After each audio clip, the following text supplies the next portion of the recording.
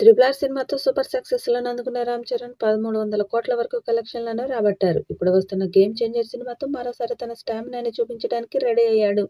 ఇక ఈ చిత్రంలో అంజలి కూడా హీరోయిన్‌గా నటించింది. తన పాత్ర గురించి అప్డేట్ ఇచ్చింది. 'గేమ్ చేంజర్'లో నా పాత్ర పేరు పార్వతి. మా అమ్మ పేరు కూడా పార్వతి. శంకర్ గారు కథ చెప్పినప్పుడు, క్యారెక్టర్ పేరు చెప్పినప్పుడు మా అమ్మే గుర్తుకు వచ్చారు. ఆ విషయాన్ని ప్రీ రిలీజ్ ఈవెంట్‌లో చెప్దామని అప్పటి నుంచి వెయిట్ చేస్తూనే వచ్చాను. ఈ క్యారెక్టర్ నా నుంచి చాలా డిమాండ్ చేసింది. నేను కూడా అదే స్థాయిలో నటించానని అనుకుంటున్నాను. శంకర్ గారు నా పెర్ఫార్మెన్స్‌ని చూసి చాలా చోట్ల మెచ్చుకున్నారు. ఇది నా కెరీర్‌లో ది బెస్ట్ చిత్రం క్యారెక్టర్ అవుతుంది. ఈ సినిమాకు పనిచేసిన ప్రతి ఒక్కరికి మంచి పేరు వస్తుందని తెలిపింది. దాంతో అంచనాలు భారీగా పెరిగిపోయాయి. మరి ఈ చిత్రం ఎలాంటి విజయం సాధిస్తుందో చూడాలి.